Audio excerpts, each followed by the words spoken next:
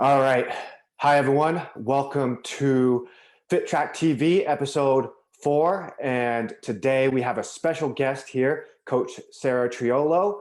She is our resident nutrition expert at FitTRAC Coaching, and she has a precision nutrition certification as well as a Bachelor of Science in Kinesiology with a focus in nutrition from San Jose State. And now she's pursuing her master's in applied physiology and kinesiology with a specialty in human performance from the University of Florida.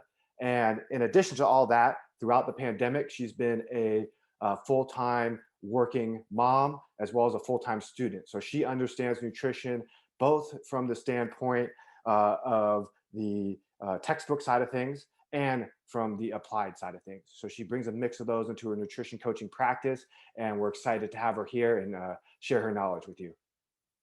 Welcome, Sarah. Thanks, CJ. Let's get an intro. All right. Well, let's jump right into it. Let's start from the beginning. So, what inspired you to become a nutrition coach?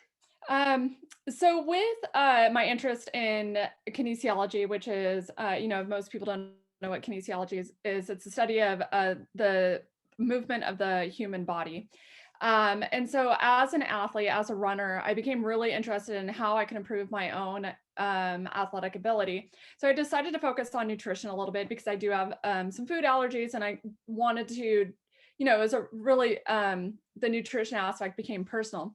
But I took a class when I went back to San Jose State as an adult to finish my degree that focused on hunger and the environment. We talked a lot about poverty. We talked a lot about how nutrition played in with health and this endless cycle of poverty. And I found that, I was there. I was in sort of this poverty situation as a single mom with two young kids.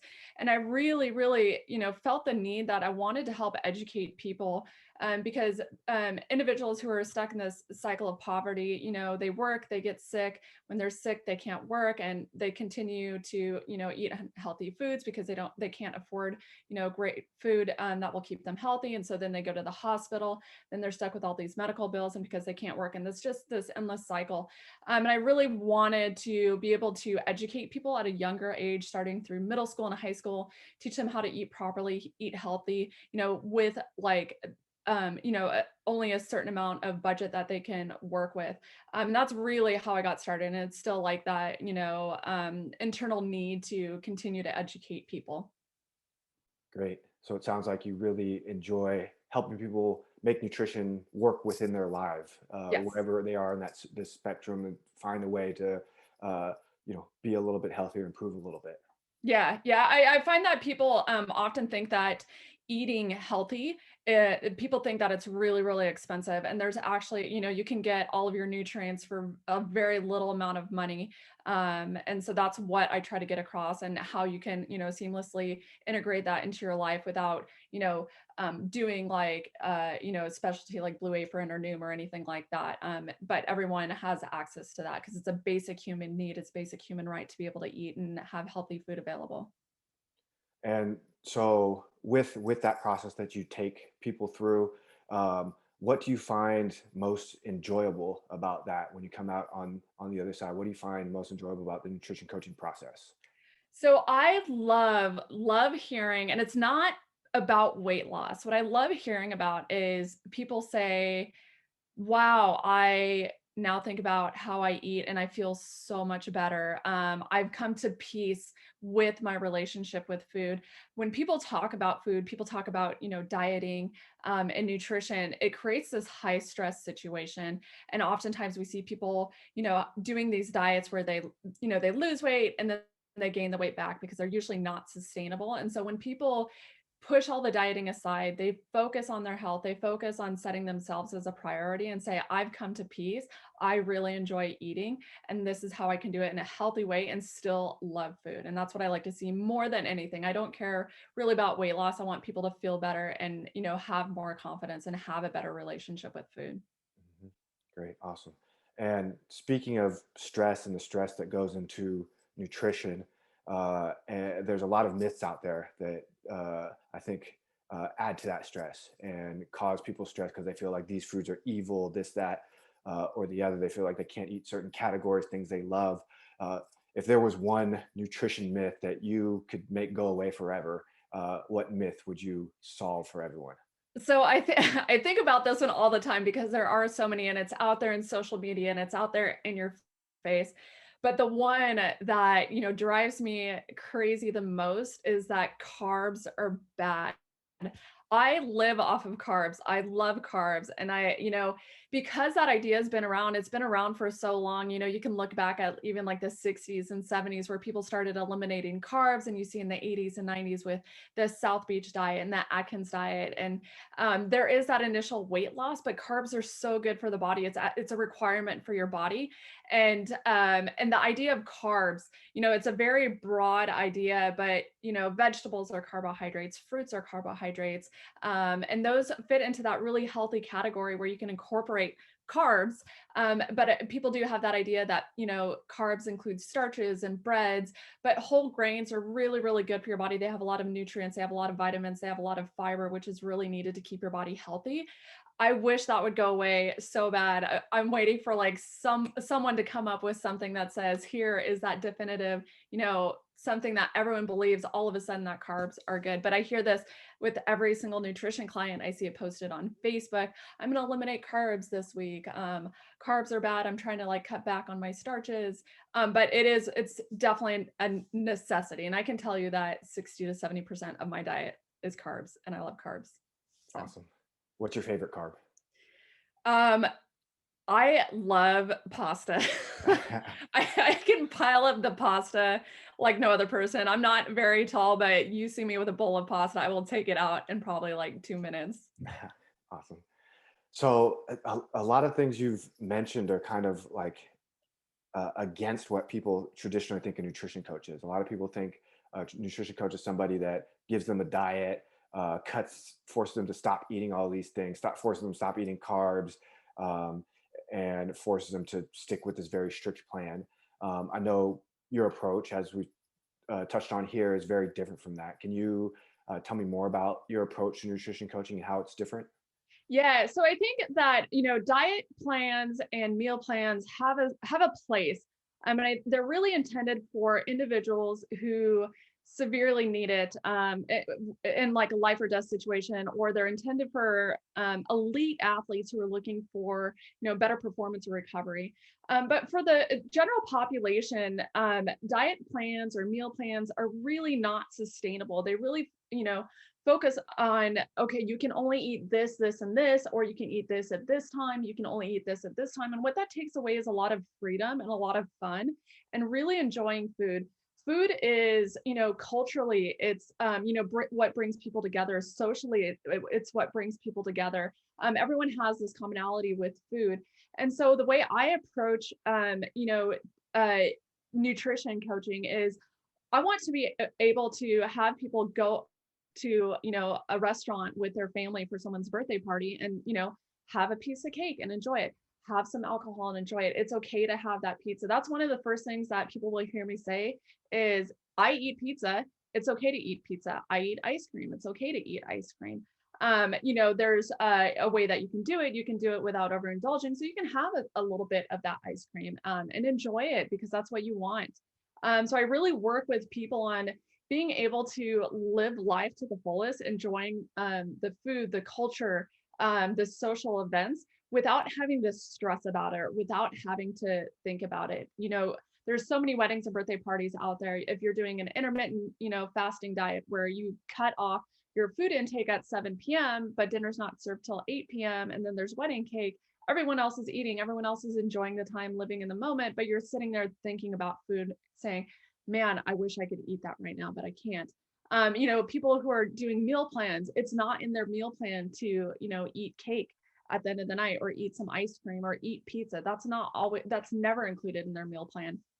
So I do, focus on, if you're going to eat pizza, fill up half the plate with, salad and then have one slice of pizza. So that way you can still enjoy that. And that's the approach that I like to take. Awesome. Yeah, I think there's definitely been in our industry kind of this narrow-minded view of food, right? Like Mhm. food is fuel, and if you think about food as anything else, you're a bad person or you're not healthy. But it just neglects the holistic view of food. Like, Yes. yes, food is fuel at like a biological, physiological level, but food has emotional attachments to it. Food Yes. has social attachments to it. There's so much more. So when you're talking about eating, uh, your diet, it has to encompass all those things. There's both a physical healthiness and mental healthiness that need to be incorporated into a plan. Absolutely. Cool, awesome. So if someone that resonated with someone and they're listening to this right now, how can someone who's interested in improving their eating habits decide if a nutrition coach and working with a coach is the right fit for them? So when I speak to individuals who are interested and they don't know if it's going to be a right fit for them, the first thing I always ask them is, why are you reaching out to me? Usually there is the situation where they've tried numerous diets. A lot of times people are looking to lose weight. And that's usually their initial, I want to lose weight. But when I start talking to them and we get a little bit deeper into it, there's usually other things that are associated with it. And it comes down to either anxiety, it comes down to stress, it comes down to emotional eating. And there's a lot more that goes into it. It's not just eat this, lose the weight, and it's going to stay off. You have to correct a lot of habits. I'm 40 years old. I have 40 years worth of eating habits that, I can't change in one day. I can't just quit cold turkey and say, okay, let's cut out all the soda. When I grew up, I, had access to whatever snacks I wanted. My grandmother made cookies. My mom made like banana bread all the time. And so I had access to that. But I also grew up where, everything was highly processed and everything was like quick and microwavable. And so I didn't have that opportunity to learn how to cook and really incorporate that into my life. So using me as an example, starting to break things down and say, hey, why don't we start with, let's, think about what you want for lunch and prepare it yourself instead of, grabbing something really quick, eating it in 5 minutes and then brushing it off. So there's always something like that. The other thing that is, it's for people who are looking into it. And I've had people say, hey, why don't we just do a group session? Well, nutrition coaching is really individualized. It's not a one size fits all. You're completely different with your eating habits than I am, than, my kids are, than my husband is, than your brother is, right? We all have different ways of eating. We could have grown up in the same household, but everyone's completely different. There's different needs based on athletic performance, based on the lifestyle. So it really, if someone's interested in it, we talk about why they're looking into nutrition coaching. We talk about what the root is. And then we talk about how to incorporate that without completely throwing your daily life out of whack. I don't ever ask anyone to, completely take out a food. I don't ask anyone to completely say, you need to do this diet and put all these foods in, because that's not sustainable. It's not realistic. We have busy parents. As a, as a parent, I know how busy every day is. And so being able to also incorporate healthy eating habits in busy lifestyles in in the Bay Area, everyone's like go, go, go, go all the time. So that's also a huge part of, how can I incorporate healthy eating into my lifestyle seamlessly without disrupting anything. And, making nutrition and healthy living like a priority for everyone. So that's really like, if someone's interested in that, that's really what we focus on. And then, whether or not they're ready to do it. A lot of people want to do it, but they might not be ready at that time to do it because of other stuff that's coming up. And so until they're ready, it's that's how we figure that out as well. And that really, when you open up nutrition to that holistic approach, not just looking at food as fuel, you know, nutrition could be one size fits all if it was just food as fuel. And if you weigh this much, you need this much nutrients, you need this much Mhm. fuel. But as you mentioned, there's so much beyond that. Like, what is the root of why you eat the way you do? What are some of your social triggers? What are some of your emotional triggers that cause you Yes. to eat different ways? And that's going to be different for every single person, and why it requires, if you really want to dig deep and make changes, it requires an individualized approach. Mhm. Cool.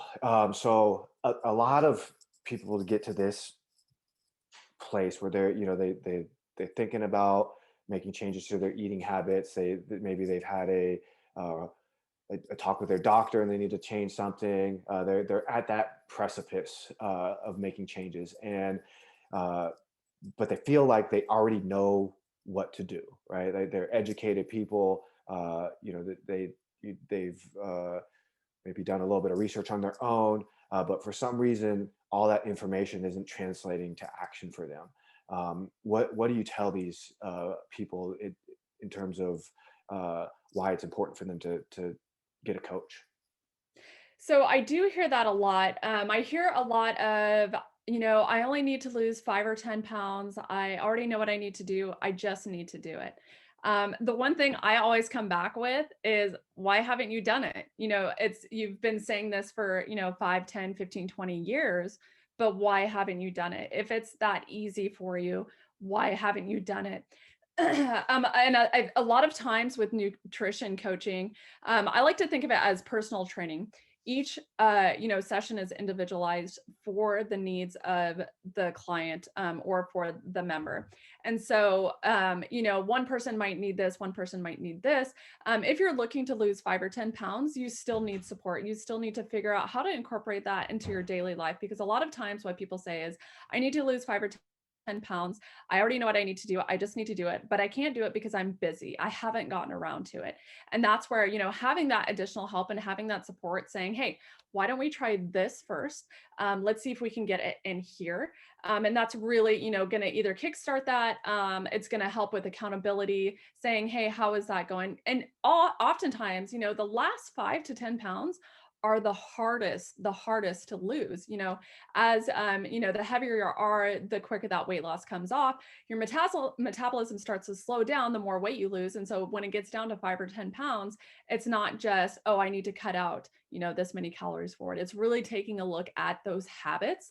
There's oftentimes, there's things that we do that we don't realize that we're doing, that we don't register as a meal. So, I always use the example of when my kids were little, I would make them a peanut butter and jelly sandwich. I'd like the peanut butter off the knife, but what most people don't realize is that, that what's left on the knife with the peanut butter is about 100 calories. And so when you're looking at losing that little bit of weight, that 500, that 5 pounds, 100 calories is going to go a long way, but that doesn't register as a full meal. So it is really, getting down to like sort of the details of it, and like really, where are you eating, or where are you consuming that food where you don't realize that you're consuming that food. And that's where it comes down to really having that help from a nutrition coach. So I call that the law of diminishing returns, right? Yeah. Like as you get further in your journey and maybe you're closer to that goal, um, you feel like you've come this far. Maybe you don't need a coach, but that's when you need a coach the most, because Yes. it becomes incrementally harder for the littlest of gains, Yes, right? absolutely. And those details become all the more important when you're trying to get that last 10%, right? And Yes. I think we see that with just in general with life, like any project you're working on, like that last 10% takes like 50% of the time, Hmm. right? So, and that, those type of rules and laws apply to nutrition as well. So now shifting gears a bit. If, we've taken people through the journey of your philosophy, and I think another thing that's important with a coach is having a personal connection with them. So your journey throughout the pandemic, you've been a full-time working mom, a full-time student. How do you personally navigate all that to uh, maintain a healthy lifestyle? What are your quick little tips that you So, use? the biggest tip that I have for everyone is, I schedule everything. I really block out the time. I block out the time for school. I have my work schedule blocked out. I even have my own running schedule blocked out. I'm training for a marathon, so I still have to be able to get that in there. And that's, my own personal goals for that. I have time where, I sit down with the kids, make sure that, like they're getting their homework done. I check on them a lot throughout the day, just make sure they're, Zoom sessions are a little bit difficult. So making sure that they stay focused, but I really do set that, schedule that time. And then I do block off time so that I have time for my family, and, I still have that quality of life. So after, a certain time at night, I shut my computer off, don't respond to emails, and I still have that time. And that's why it gives me more of that, mental relaxation, mental clarity. And throughout the day, still working on school stuff, still, sending out emails for work, hopping on personal training client calls, hopping on nutrition calls. I'm doing that. But the calendar is like the biggest lifesaver for me. And I really stick to that. And as I work with these busy individuals, busy moms, busy dads, working in the tech industry, working in this like fast-paced Bay Area kind of life, that's a big struggle when it comes to people like, I don't know how I can get my workout in, and I don't know how I can get, like, how do I get nutrition in? Like, how can I focus on that? And so being able to have that calendar ready and say, hey, I'm going to do meal prep on Sunday for 2 hours. That's the time that I'm allowing. If I can't get that done, that's okay. Whatever I can get done in 2 hours, that's how we're going to do it. Or, hey, I need to, get a quick walk in, hop on that call, go outside, walk it out while you're on a conference call so you can get that movement in throughout the day. So definitely use that calendar, take advantage of that time. We often find ourselves, scrolling through Instagram, and that, we can be on there for an hour and we didn't even know we were on there for an hour. So being mindful about that and your schedule is the biggest advice I can give people. Awesome. Thanks for sharing that. Um, and you mentioned running, and I know you're a big runner. You're recovering from a injury that kind of plagued you the end of last year. What are your fitness goals this year? What do you plan to do 2021?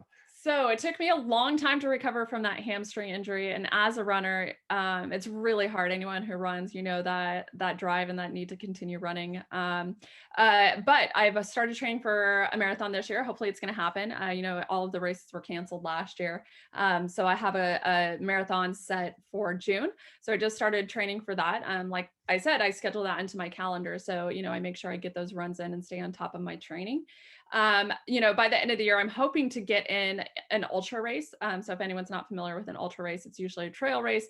That's more than a marathon. They can be up to a lot, but my goal is to get to a 50K this year. At the end, there's usually one in December that I'd like to get to. So that's my final fitness goal for the year. Awesome. I dislike running, but I think you'll be proud of me for this. Uh, I have run a mile a day for every day since December 6th. So Yes. uh, Yes.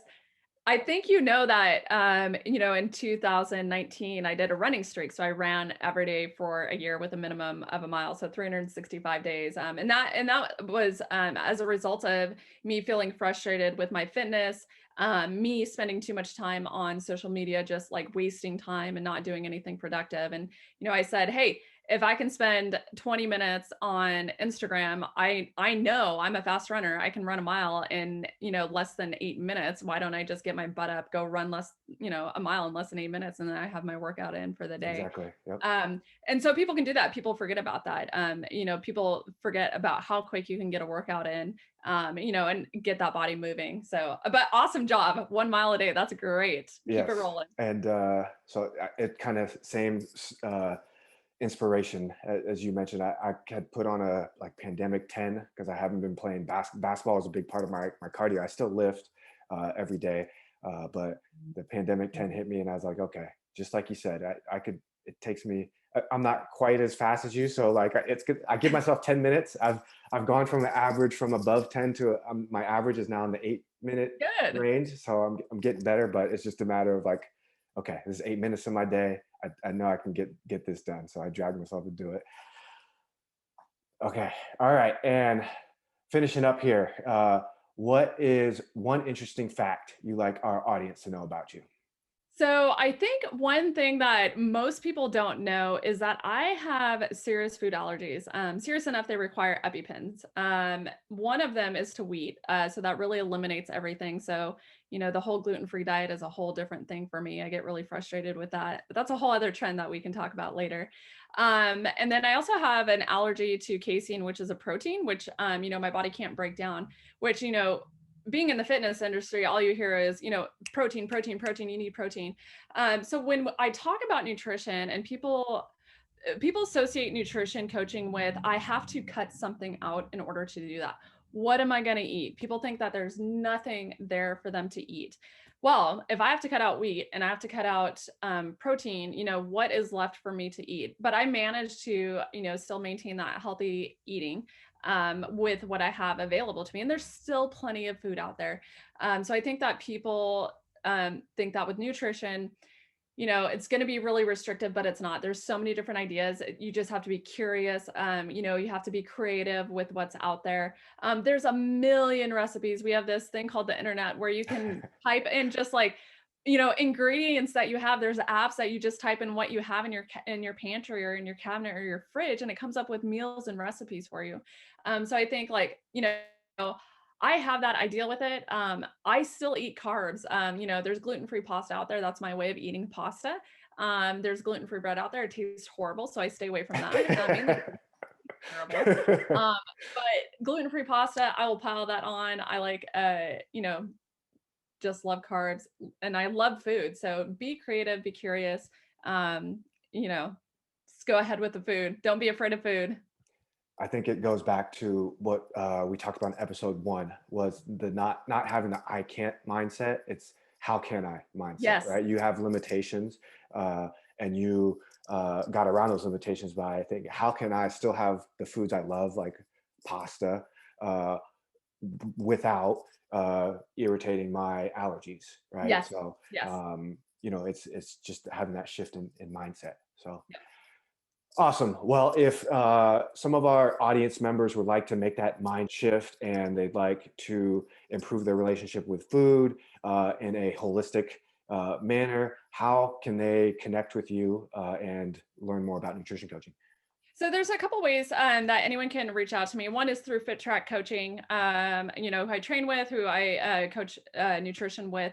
And that's easy as like Googling. Outside of email or calling me, we do offer nutrition seminars. It's the third Saturday of every month. It's a great way to get a little bit of education. If you have questions about anything, it's a great time to ask that. It's also a really good time to, reach out to me, get my information. And I'm always available for anyone.